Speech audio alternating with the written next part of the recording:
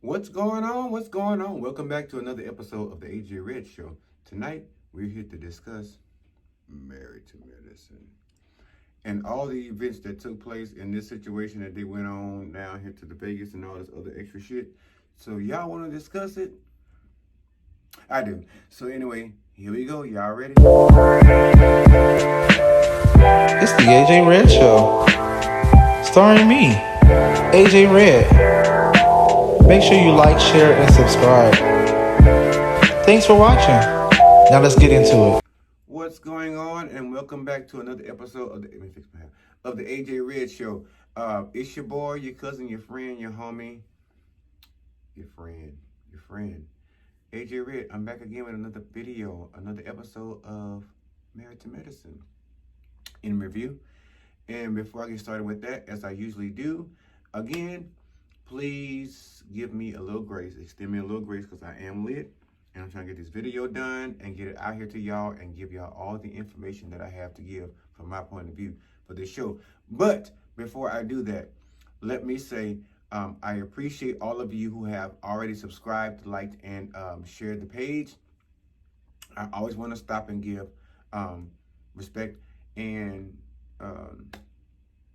pay tribute to, people that actually have been A1 since day one, those that comment and shit like that in the, in the comment section. For those of you who are new to the channel, I'm not going to stop cussing, so please stop asking me. I'm going to have to put that PSA out there. But please feel free to like, subscribe, and share. Hit the notification bell so that you get these videos when they come out. If you are okay with the cussing. If not, love you. Thank you for stopping by. Stay strong. Appreciate the love. Appreciate you stopping by to even spend time with me. But anyway, moving on with the show. The AJ Red Show, moving into the review of Married to Motherfucking Medicine. So, they left on the cliffhanger last episode.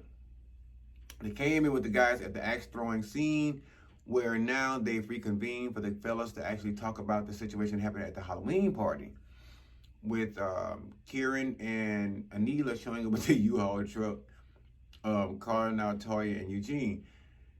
People keep saying it's not funny. I even talked to some coworkers, and look, y'all, some of them thought it wasn't funny. Fuck that. The shit was funny. And the reason it was funny to me because I felt like it was a joke. They make light of it all the time. Fuck that. You move too fucking much, Eugene and Toya. But anyway, getting back to the axe throwing. Eugene was steamed the fuck up. He basically told Karen he did not appreciate him treating him that way, him being in on the joke, not having respect for him as a man. And I feel like the only time another man would ask another man for that respect is when you're actually doing bad. When you're not doing bad, you don't really give a fuck. You know what I'm saying? So I feel like they didn't move all those times now at this point because they wanted to. I feel like at some point it was a have to move. Kieran apologized for the joke. He apologized. He said, if it was offensive to you, I do apologize in my actions and taking blame for his part of participating in the joke. But he said, in all honesty, bitch, laughing at it, I still thought it was funny. Eugene got more mad. And he was like, you're still making light of it. No, he was not. Everybody that sat at that fucking table that night when the joke happened, in the same day, thought it was funny. I thought it was funny. Fuck it. Don't move so much. You make too much fucking money to keep moving as a fucking doctor, and your wife does nothing but sit around the house all motherfucking day with the kids. Tell Toya to get a job. Other than Married to Medicine. Eugene just needs to get the fuck over it. I've never seen Eugene esteemed about anything, but he needs to get over it. Personally, I feel like after I watched Heavenly's live yesterday on 8/8/2022, I watched her live. And basically, she made mention of this buffoon saying something about, they asked something about if there was something you can change about your man or some shit like that. And she decided to say some ignorant ass, dumb, goofy ass shit, probably actually true shit. She wishes Eugene's dick was bigger. Not my words, theirs. Don't believe me? Go over to Heavenly's channel on YouTube and watch what happens with Heavenly Live or some shit like that. I don't know. But she made mention of, she kept telling Toya, close your mouth. And Toya has made several mentions about, and I do remember, as Heavenly said in her live, I do recall her saying a couple of times that man Dingaling wasn't big enough. But at the same time, she was fiending for it and fiending for his wallet. I love Quad, but right now, y'all, I ain't gonna much lie to y'all. Quad ain't got shit going on the show. Quad ain't got shit going on as far as the little mess, that knick-knack shit that goes on with the ladies. That kind of pulls her in and get her into to interact with the ladies when it comes to the mess. As far as home life, Quad ain't got shit. Quad, you are a beautiful spirit. You are a well-spoken young woman. You are definitely beautiful. I think you're very sweet. I think you're very intellectual, very intelligent. I think business-wise, I think Quad is doing very good for herself. But at this present moment on the show Married to Medicine, she ain't got shit going on. Like my good friend, he don't know it yet, but Funky Daniva said, Miss Mary just come down there and sit at the motherfucking table. And it wasn't really until he actually said it, I was like, you know what? She don't do nothing else. I'm like, Funky, I'm like, bitch, let me see Miss Mary sitting over by the pool. Let me see Miss Mary in the morning reading morning scripture, getting ready, you know, her the morning devotion, you know, talking to the Lord, having morning coffee, sitting by the pool, read the word, you know, from the on high. Her getting her nails done in the salon, her actually stirring a pot and cooking. That kind of shit so funky, bitch, I agree with you.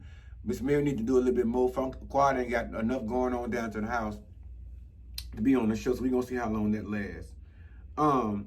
Heavenly went on this apology tour, you know, apologizing to all of the ladies, and she admitted that when she actually got ambushed for the second time into meeting at Jackie's office, meeting with Simone, and Heavenly herself and Jackie. Jackie has her own sort of way of doing things. I think it was a good way of an ambush, like she said. Maybe one-on-one would have been better, but fuck it, Heavenly needed to be confronted. And she went on her apology tour. She apologized to all the ladies, but at some point, I don't think the apology with Contessa took. I don't even remember her saying she actually got to talk to Contessa to actually apologize to her. But she was like, let me just say this on her live. Heavenly was like, look, I can do a lot of things, but I don't do that fighting shit. I'm 51 years old. The bottom line is I ain't had my ass whooped in a long time. So with that being said, she don't really fuck with Contessa in that manner. She said behind the scenes, she actually kept her distance from Contessa when they had the friend invention. She kept her distance, and she didn't actually full on get up on Contessa. She was like a shit. Contessa bench pressing like 300, 350. And I don't know if I can bench press that much, but at the end of the day, you know, Contessa has been in the service. And I think Scott is a little scared of Contessa because he admits some shit, but he won't say too much. And I think Contessa probably flip his ass like a pancake and fuck over him because I think he treads lightly. But Heavenly also spoke about, you know, at some point she got really irate because Contessa brought her baby down and all this different stuff, and Scott came and got the baby. But y'all, Heavenly tickled me pink when she turned around and said on her live, she said, I can tell y'all one motherfucking thing. I'm not really going to get up on Contessa or nobody else because I'm not for no ass whooping. She said, because real shit, real talk, if I get my ass whipped on live TV, bitch, I'm not coming back. She said she will not be back. She said if Contessa or anybody else put their motherfucking paws on her and beat her ass, she said, I don't give a fuck how much y'all need me, how much y'all request me, how much y'all want me, how much y'all figure the show carries on for me. She said, but the bottom line is, bitch, if I get my ass whooped on this show, live television, Heavenly says she will not be back to fuck around with the people. Anila, I feel as though I'm sick of it. I'm so over it, and finding out her father was a multi-million-dollar CEO of a company, and she was basically this rich white girl, or rich whatever the fuck is girl that she's grown up to be. She's already had everything handed down to her, so it's no question as to why she's with Kieran now, and she wants the best of every fucking thing. And by all means, Dingy does describe it. Heavenly's words, not mine, but I will second the motion. Dingy describes it. That rich white, you know, chick that grew up not knowing what a loaf of bread costs, a gallon of milk, or even fuck that, a car. You know what I'm saying? Because she never had to really pay for shit. Everything has been given to her. That's the life Anila is used to living. So it's no wonder she would go and marry a fucking ocular surgeon, someone that can actually keep her accustomed to the lifestyle that she's been used to living as a little girl on up to marriage. But the bottom line, even dingy bitches get the gist. Like heaven to say, I really don't think this motherfucking girl got $500,000 worth of furniture up in that house. I don't know what the fuck she does on her vlogs or what she does in her meantime, but that's $500,000 for those of you who are dummies with math. I ain't call nobody no dummy, but sometimes for myself, I gotta break it down for folks in layman's term. $500,000 worth of motherfucking furniture up in a house that really started out, I think it's a $1.2 million house. And went up to like 3 point something or $4 million. Child, please.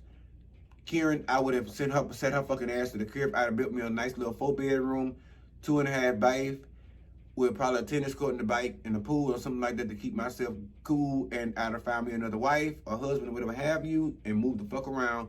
Because I ain't got time for nobody trying to ride off my dime. Fuck that. Either we need to be equally yoked, or I need to see what you trying to bring in your diamond. I just don't see $500,000 worth of furniture being put up and through that house off of vlogs, especially when now she's taking care of her own kids and she complained about the shit.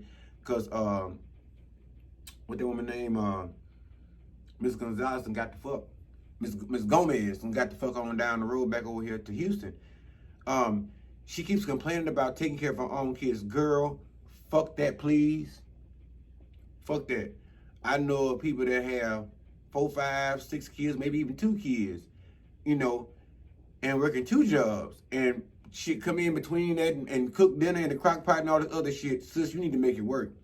You have 2 motherfucking children and all the necessary means financially to get things done. So like Funky said again, piggyback off of that. Vlogging is, you ain't working no 9 to 5, no 6 to 7, no, you know what I'm saying, 7 to, none of that bullshit, bitch. You got freelance to do whatever the fuck you want. That means you need to turn that crock pot on, get you a couple of crock pot recipes for that boy's beans he like, his black eyed peas or whatever. You need to find you a couple of crock pot recipes. You need to call Miss Gomez and let Miss Gomez email you a couple of recipes. Put them motherfuckers on, get you a crock pot, let that shit cook in the morning. Get up, make them children a breakfast, a nice, decent breakfast, feed them. Take them to school, send them on their way. Get back home, vlog a little bit. You got plenty of hours while they're at daycare and school to fucking vlog. And put dinner on as soon as you get back, so that shit gonna be done before you finish vlogging and all this other shit. Running errands and PTA meetings, possibly. When you're done with that, go pick them up from down to the schoolhouse, bring them on down to the house, sit them down. You and Kira need to be helping with their motherfucking homework. He's a doctor. If he's not at work, he need to be helping you. If not, bitch, get you a tutor in there or something like that, because you have the financial means, once again, to do so. Get you a tutor in there, honestly, to help the children with their homework. That's plus more time to be vlogging. The tutor's in there now with the children. You know what I'm saying? Fact check this one, background check and all this different shit, and got a reputable person offline or somewhere from school or one of the schoolhouses that's recommended and paid them extra money to come over and teach the children with their homework or take care of that. You're still having time to vlog. Homework is done, vlogging is done, now it's time for dinner. You can serve those children, eat at the table like a fucking family and talk to your children and find out their desires, their wants, their needs, other than being so passionate about only your own. Because women like this get caught up in themselves. You only had them kids to trap that man. Not that she needed him because her daddy had money. But to keep that lifestyle. So with that being said, feed them kids. Y'all sit down to dinner. Have a good time. Take them on upstairs. Bathe them once, one after another. Get them ready with their pajamas. Take them in each room. Get them ready with their nightly prayers or whatever you do. Their bedtime stories. Put them to bed. Done. Now, if there's any vlogging that needs to be done, sis, you have from fucking put them in bed at around 9 o'clock. You got from when they fall asleep around about 10 o'clock, 9:30, 10:15, to vlog your ass off, and to probably maybe Kieran just getting in the door. Then you go in there and get seductive and screw him a little bit and go to bed. Yes, it's a lot. Or it seems like a lot, but that's what you signed up for, sis, as a wife, as a mother. As a career woman, these are the things you signed up for. So just take those things and and balance them. Everything in our lives has to be balanced. The wants, the needs, the desires, and the haves, or whatever you want to call it. All of this shit, we can have that, but you have to balance that shit, sis. And the problem is, you've been so successful with money, you ain't never had to balance shit or do anything for your goddamn self. But them is two children. Two children. I know folks with 4. My sister got 4. I have a cousin with 9. You know, fuck, it's a plenty of children to deal with, but you sat around there and hunched and got them babies. So at the end of the day, you can't depend on Miss Gomez. At some point, you had to realize Miss Gomez wasn't going to sit around there fuck with you and them children and Karen until she lay around and check about this bitch in the pine box. She wasn't going to do all that. If she had, I'd have thought she was fucking crazy then. But tend to your children. Get your schedule together. Get your iPad out or your iPhone and schedule yourself and do what you got to do and handle your business. I was trying to figure out, now this is probably has nothing to do with it, but while Contessa was talking to that trainer, and which, by the way, Scott, you a goddamn fool. You a bigger motherfucking fool than I took you for. You sitting there letting that woman go around there talking about she getting ready for if anything else comes about when you fuck it up, down to the thing and fuck it up for everybody. Or she did around there hang around this trainer too long. Fuck that. I think men needs men trainers and women needs women trainers in them relationships like that, especially when your marriage is going through some. You ain't got no business with that old man around there measuring your thighs and whatnot and so forth and carrying on while Scott ain't there. It's no wonder little mama walked in and checked him up and down and sniffed him out and realized he probably was a philanderer in the first place. But we gonna figure that shit out later on in the season or the upcoming episodes. But why in the fuck the baby had that stalking cap? Me personally, now you a doctor, Contessa, I would never have my child on anybody's camera. I don't give a fuck if my child, get your ass out of here. And I'd have ran back there and took that stocking cap off and then let her come up in there. Now, I'm not shaming them because at the end of the day, everybody, if you've been black your whole life long, if you came from a little bit of a struggle, everybody know when your shit get braided up or they finish doing your shit, you better go back there and find you one of mama's old stocking caps that got to run up in that motherfucker and put on your head and tie that shit down until the morning because it got to last for like another week or two. Because ain't my man finna keep doing no hair and she ain't finna keep paying for that shit because we got it done for the first of school.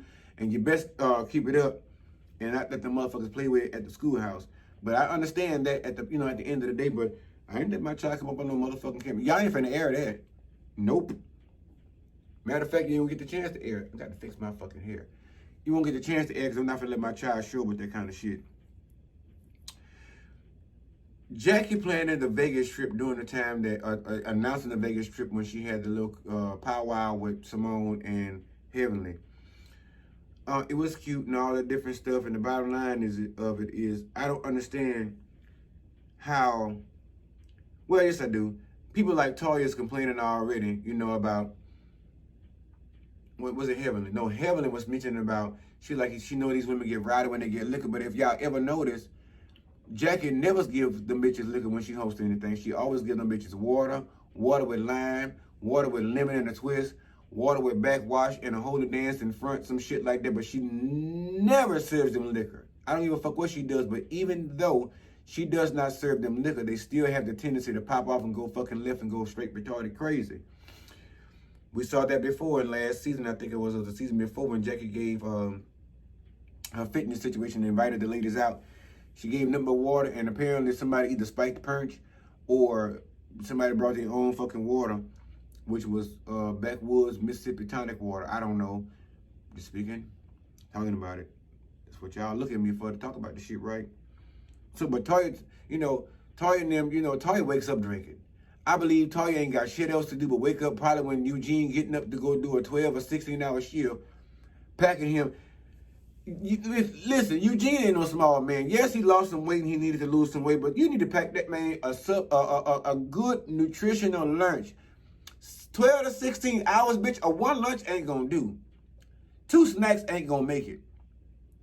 You need to fix that man too. You need to get your meal prep service together, Toya, or get yourself a real estate license and flip these houses for other folk like you've been doing for you and Eugene, because I'm pretty sure Eugene basically was taking his problems out, or his anger out on Kieran and Anila because he really upset with Toya. If anybody, Heavenly should have been saying, "You're not married with me, you married your husband," it should have been to Toya, because at the end of, or Eugene, should I say, you ain't married with me. Or Karen should have used that line, you ain't mad with me, you mad with your wife. Yeah, that better fixes it. Karen should have told him, you're not mad with me, you're not angry with me, bro. You're mad with your wife. Because that's the only bitch causing you to keep moving around so much. Because she got like Heavenly said, she mentioned a little further in what we've seen. But out there on the boat and shit, you sitting there trying to talk about another bitch toy. You're talking about a bitch wearing a champion or wetsuit and all this different shit and all. But you got on Versace and all that. You got on Versace off your husband's back, and the bottom line is that woman says she just got married and all this shit and bought a house. But the bottom line, you and your husband done got married, done bought several houses. But you just keep running down to the Fender store and to the Louis Vuitton store and the Versace store, trying to buy more shit, trying to be on this grandstand, trying to upstage somebody. Your best way, they told me the best way to double your money is fold up and put in your motherfucking pocket. Toya, you need to understand that a penny saved is a penny earned. And if I was Eugene, I would leave your ass for at least 6 months. I would leave you for at least 6 months. I totally divorce you altogether, so I had to, support you financially, because Toya ain't come for no money like that. We done talked about it. We done seen it on the show. Toya ain't come for no money like that. And I do believe she has a degree with teaching or something like that. I don't understand. I don't know, but I don't recall. So don't quote me on that. But the bottom line, if she does, she need to get out there and teach some shit, in these schoolhouses and bring in at least a decent check. Have multiple streams of income like Quad, like Contessa, like Simone, like Jackie, like Heavenly. Can't say like Anila, because y'all on the same playing field. And it's no wonder y'all brought each other in as friends, and now you bitches done turned on one another. But Toya and Neela are one of the same for the most part. The only thing about it is she gets more credit than Neela does for bringing in a couple of more dollars than Toya do, because Toya sit up and she gets credit for spending them hoes. She probably over there on Amazon or Versace or .com or, Chanel.com or some shit like that, ordering shit when she's not down there trying to show out what she done bought off her husband's credit card and bank account on his back while she's saying the man's dick too small. Toya, I say to you, the man dick too small, that means to me, that only says one thing. When I know you love sex, that says to me that you marry Eugene for his money, you keeping Eugene for his money, and you still staying and remaining married to Eugene for his money.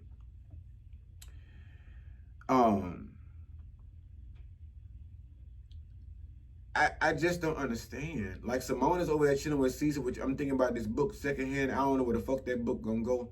Probably nowhere.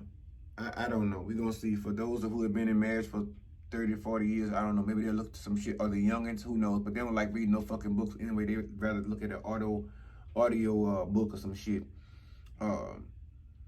Jackie is bossing up on you bitches like Quad said in her live.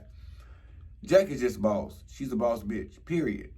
Like, she and Simone, it's no wonder they're best friends, because they both are boss bitches in their own right. Simone don't spend no whole bunch of fucking money buying no clothes all the time, trying to impress nobody with no fucking Fendi and Versace. She bought that Maserati, and I'm pretty sure after a few years that motherfucking car's paid off. Jackie, quite frankly, deserves the house of her dreams, because she did not get the chance at motherhood that she's always really wanted from the bottom of her heart. And I think,